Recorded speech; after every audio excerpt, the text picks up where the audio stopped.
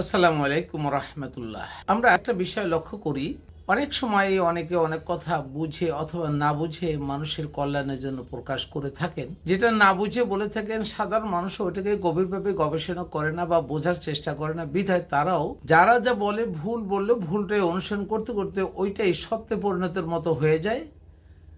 অথচ কোরআনের জ্ঞানের আলোকে একেবারে অন্ধকারে চাপা পড়ে যায়। সুতরাং সোশ্যাল মিডিয়া অথবা কোথাও কেউ যদি ওয়াজ নসিহত অথবা কোথাও শিক্ষার উদ্দেশ্যে মানুষের কল্যাণে কোনো কিছু উপস্থাপন করা হয়, অবশ্যই কোরআনের জ্ঞান আলোকে উপস্থাপন করা উচিত। যদি কেউ নিজে ভুল করেন পরিবর্তন করেন, তাহলে কোরআনের জ্ঞানের আলোকে তিনি জালিম হিসেবে পরিগণিত হবেন, এতে কোনো সন্দেহ থাকার কথা নয়। একমাত্র বিশ্বে কোরআন বাণী কোনোদিন কোনো বাণী পরিবর্তন হয়নি। সুতরাং আমরাও যেন সেই কোরআনকে অনুসরণ করি এবং সেই অনুসারে আমরা প্রকাশ করার চেষ্টা করি। এ প্রসঙ্গে প্রায়শই দেখা যায় যে একটি সিরাত গ্রন্থ শামাইল তিরমিজি নামে একটি গ্রন্থকে আলেম ওলামাগণ কথিত আমরা যাদেরকে আইডল মনে করি, শেখ আহমদুল্লাহ সাহেব আছেন, এর মধ্যে অনেকেই আছেন যারা বলেন শামাইল তিরমিজি একটি সিরাত গ্রন্থ, প্রতিদিন অন্তত 5 পেজ পড়বেন এবং পুরো পেজটা মুখস্থ করবেন, মনে হয় রসুল আপনার পাশেই আছেন। আমি আপনাকে বলি বা আপনার উদ্দেশ্যে বা সকলকে বলি, আমি কারো শত্রু বা মিত্রর জন্য না, কারোর প্রতি কোনো দ্বিধাদ্বন্দ্বের না, যে একটু বোঝার চেষ্টা করুন। এই জন্য বলছি, আপনি একটা মানব রচিত একটা সিরাত গ্রন্থ লেখে বা পড়ে তা দিয়ে বলবেন রসুল আপনার পাশেই আছে, আর আপনি কোরআন পড়ে কিছু পান না, কোরআন হাতায় পান না, কোরআনকে আপনি পাইকারি জায়গা বলছেন। কোরআন পড়ে কোরআন বুঝে আপনি কি মনে করেন যে আল্লাহ আপনার চারপাশে আছে? আপনি কি মনে করেন না ইবলিস চতুর্মুখী ষড়যন্ত্র করে আপনাকে বিভ্রান্ত করছে?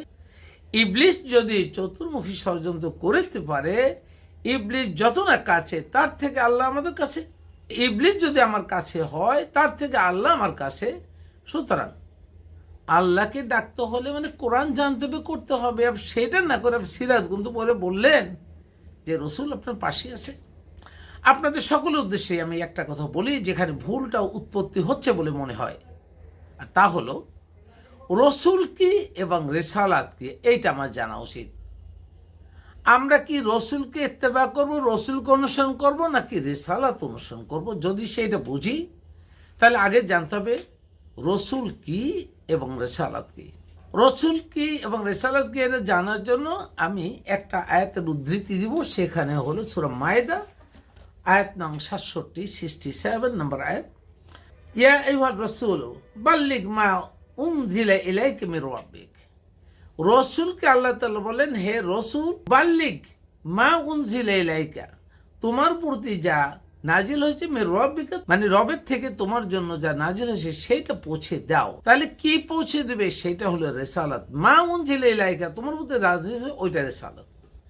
রসুলকে বলা হচ্ছে তুমি রেসালাত মানুষের উদ্দেশ্যে পৌঁছে দাও। এখানে বলা হচ্ছে এই রেসালাতের মধ্যে তুমি কোনো কিছু পরিবর্তন করতে পারবে না। আমি আগেও একটা ভিডিওতে বলেছি যে পিয়ন যেমন অথবা পোস্ট মাস্টার যেমন হুবাহু যা দিবেন এই চিঠি থেকে বলবে যে এইখানে পৌঁছায়, তাই পৌঁছাবে। অন্য কোনো পরিবর্তন করার সুযোগ রসুলের ছিল না, বা রসুলের যে কদর, ওই কদরের মধ্যে আল্লাহ তাআলা দিয়ে রাখেন নাই যে সে অন্য কিছু পরিবর্তন করবেন। রসুলকে যে উদ্দেশ্যে আল্লাহ তাআলা রসুল হিসেবে সৃষ্টি করেছেন বা রসুল হিসেবে যাকে অনুমতি দিয়েছে, তার অনুমতির মধ্যে ওইটা নাই যেতে পরিবর্তন করে দিবেন। সুতরাং রসুল যা মানুষের কাছে পৌঁছাবে আল্লাহর পক্ষ থেকে তা আসতে হবে, আর সেটা হলো রিসালাত।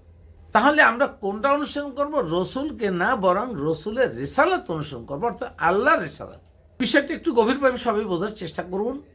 আমরা কিন্তু রসুলকে হুবহু অনুসরণ করছি না, কারণ রসুলের প্রতি ব্যক্তি জীবনে আল্লাহ তাআলা যা ফরজ করেছেন, যা বলেছেন আমার জন্য আপনার জন্য, তা ব্যক্তিগতভাবে ফরজ করেননি। যেমন তাহাজ্জুদের সালাত আদায় করা রসুলের জন্য ফরজ ছিল, যা আপনার আমার জন্য না। এরকম রসুলের ব্যক্তিগত জীবনে অনেক আকিদা আছে যেটা আল্লাহ তাআলা সরাসরি ওহী মারফত তাকে জানিয়েছেন, তুমি ডু ইট। তো it has been done by রসুল। কিন্তু মানব জাতির জন্য যে রেসালাত পৌঁছে দেওয়ার কথা, সেটা হলো আল্লাহর এই ওহীকৃত নাজিলকৃত যে কোরআন, অর্থাৎ সেই রেসালাত, সেটা হুবহু পৌঁছে দিতে হবে। এখানে কোনো পরিবর্তন করতে পারবেন না। এবং এখানে আরো ধিক্কার দিয়ে যে কথাগুলো বলছে আবার বলি, ওয়াইল্লান তাফাল, হ্যাঁ রাসূল তুমি যদি না করে থাকো, ফামা বাল্লাগতা রিসালাতাহু, তাহলে তুমি জেনে রাখো এই পৌঁছাইলে না, তার মানে একটা ধিক্কার দেওয়া হলো। অর্থাৎ এইখানে হলো রেসালাত বলে, রসুল বলেন না, অর্থাৎ রেসালাতাহু, তার রেসালাত মানে আল্লাহর রেসালাত তুমি না পৌঁছাও, তাহলে তার চরম শাস্তি সে অক্ষরে অক্ষরে দিয়ে দেবেন। কেন দিবেন?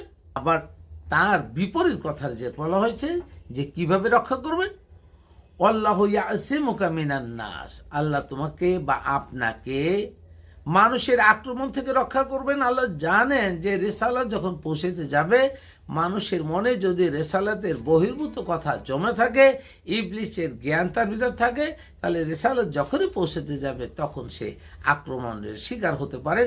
সেই জন্য আল্লাহ বললেন যে আল্লাহু ইয়াসিমুকা মিনান নাস, আল্লাহ আপনাকে মানুষের আক্রমণ থেকে রক্ষা করবেন, নিরাপত্তা দান করবেন। সুতরাং হে মানবকুল, আপনারা সরাসরি রসুলকে নয় বা রসুলের রিসালাত অর্থাৎ আল্লাহ রিসালাত অনুসরণ করবেন। এইটা হলো বাস্তব কথা। সুতরাং আপনাদের সকলের উদ্দেশ্যে বলছি, আপনারা অনেকে বলেন যে রসুল যেন পাশে বসে ছিল। আপনি কি এতটুকুন জ্ঞানবোধ নিয়ে কথা বললেন? মানবকুলের মধ্যে আপনার এত লক্ষ লক্ষ ভক্তবৃন্দ, রসুল বসে থাকবে কেন? আর রসুল বসে থাকলেই বা আপনার লাভটা কি? আপনাকে তো রেসালাত অনুসরণ করতে বলেছে, রসুলকে না। এই ভিডিওর মাধ্যমে সকল মানবকে বলছে, দেখুন আপনারা কোনো মানুষকে সরাসরি অনুসরণ করবেন না, বরং আল্লাহর বাণী অনুসরণ করবেন। আল্লাহর বাণী যেভাবে অনুসরণ করতে বলা হয়েছে সেই ব্যাপারটাই শুধুমাত্র রসুলকে অনুসরণ করবেন। যেমন যখন বলা হয়েছে যে কিভাবে সালাত আদায় করবে, রসুল বলেছেন সল্লু কামা রাআইতুনি উসল্লি, তোমরা সেইভাবে নামাজ করো যেমন করে, বা সালাত আদায় করো যেমন করে আমাকে আদায় করতে দেখেছো। কিন্তু আমরা নামাজ পড়ি, কিন্তু রসুল নামাজ কায়েম করছেন। পার্থক্য এখানে, পড়া কায়েম করা কিন্তু এক নয়। পড়লে কবুল হওয়া না হওয়া অনেক কথা আসে, আসলে নামাজ কবুল হওয়ার কোনো ব্যাপার না। আল্লাহ বলছেন এটা কায়েম করতে হবে, তার মানে সালাতের মাধ্যমে জ্ঞান অর্জন করতে হবে। প্রতিদিন সালাতে যে কোরআন তেলাওয়াত করছি, ওই তেলাওয়াতের মাধ্যমে আমরা বা ওখানে বুঝে পড়তে হবে, বুঝে পড়ে ওখান থেকে জ্ঞান অর্জন করতে হবে। ওই জ্ঞান আমাদের পার্থিব জীবনে চালাই রাখতে হবে, পার্থিব জীবনে চলতে হবে, ওই জ্ঞান অনুসারে চলবে। এবং সেটা আমি একা নই, সমাজ চলবে, পরিবার চলবে, রাষ্ট্র চলবে, তাহলে সেটা নামাজ সালাত প্রতিষ্ঠা হবে। আর যখনই হয় এই প্রতিষ্ঠা, তখনই আপনি বুঝবেন এর মানদণ্ড হলো, আল্লাহ বলছেন ইন্নাস সালাতা তানহা আনিল ফাহশাইল মুনকার, সালাত আপনার অন্যায় অশ্লীল থেকে দূর করে, তানহা দূর করে দিচ্ছে। তাহলে আমরা দেখছি যে 20 বছর আগে থেকে সালাত যে এরকম মানুষ পড়ছে, তার থেকে বেশি মানুষ সালাত আদায় করে, মসজিদ বাড়ছে, সালাতের সংখ্যা বাড়ছে, সালাতির সংখ্যা বাড়ছে, নামাজের সংখ্যা বাড়ছে, কিন্তু অশ্লীলতা সমাজে বাড়ছে। তাহলে এইটা সালাত যখন বাড়বে অশ্লীলতা কমবে, এটা যদি অশ্লীলতা কমবে, কিন্তু সালাত বাড়ছে অশ্লীলতা বাড়ছে, দুইটাই বাড়ছে। তার মানে আপনাদের সালাত প্রতিষ্ঠা হচ্ছে না। আপনি কবুলের চিন্তা করেন, কবুল তো পরে কথা, কবুল অন্য কথা, আমরা কোথার সাথে কোথা লাগাচ্ছি এটাও বুঝতেছি না। সুতরাং আমি শেষ করব এই বলে, প্রত্যেকটা মানুষ যেন আল্লাহর রিসালাত অর্থাৎ রসুলের মাধ্যমে যে রিসালাত এসে যে বাণী এসেছে ওইটা আমরা অনুসরণ করি। আমরা রসুলের ব্যক্তিগত জীবন তথ্য যেন ওইটাকে সুন্নাহ মনে করিয়া বা অন্য কিছু মনে করিয়া আমরা ওইটাকেই অনুসরণ না করি। রসুল কীভাবে বাথরুমে গেছেন, কোন চটি পরে গেছেন, কীভাবে পানি খরচা করছেন, কুলুপ করছেন, এইটাকে সুন্নত বানানো হয়েছে। আমরা কি এতটুকু বুঝলাম না? ওইটা আমাদের জন্য সুন্নাত নয়, মানে যেটা আদেশ করেছেন সেইটা সুন্নাত। আমার কাছে মনে হয় আমরা ছোটোবেলায় দেখছি বা মাদ্রাসা যখন দেখছি এরকম কীরকম কাপ মাটি দিয়া কুলুপ বানানো হয়েছে, তখন কোনো টিস্যুর ব্যবহার ছিল না। সেই 82 অথবা 76-78 সালের দিকে টিস্যুর ব্যবহার খুব কম করতো, পুকুরের মাটি নিয়ে শুকাইয়া কুলুপ করতো, ওই কুলুপটাকে ব্যবহার করতো বাথরুমে যাওয়ার সময়। এখন আমরা টিস্যু ইউজ করি, কোনটা ভালো, কুলুপ নাকি? তা ওই সময় যদি পাথর ইউজ করতো রসুল সাল্লাল্লাহু আলাইহি ওয়াসাল্লাম, আমরা কি পাথর ইউজ করব, ব্যবহার করব, নাকি টিস্যু ইউজ করবো? কোথায় আমি সুন্নাত ইউজ করছি? পাথর ইউজ করা সুন্নাত বলবো, মাটি ইউজ করে বলবো, নাকি টিস্যু? এটাকে সুন্নাত বলা যাবে না। সুন্নাত হলো আমার কোনো আদেশ পালন করার জন্য যে উদ্দেশ্য, এই উদ্দেশ্যটাকে করার জন্য যত রকম মডার্ন টেকনোলজি সমৃদ্ধ বিধিও আসছে, আমি সেই বিধিও পালন করার মাধ্যমে উদ্দেশ্যকে সাকসেস করব, তাহলে উদ্দেশ্য পরিপালন করা হবে। আমি বিধিকে বড় করে নূতন করে অথবা আগেরটাকে ধরে নিয়ে আমরা যে করি, তাহলে সুন্নাত আদায় হবে না। সুতরাং রসুল এবং রেসালাত বোঝার জন্য চেষ্টা করুন এবং আল্লাহর রেসালাত পালন করার চেষ্টা করুন, না হলে কেউই নিস্তার পাবেন না। আল্লাহ হাফেজ।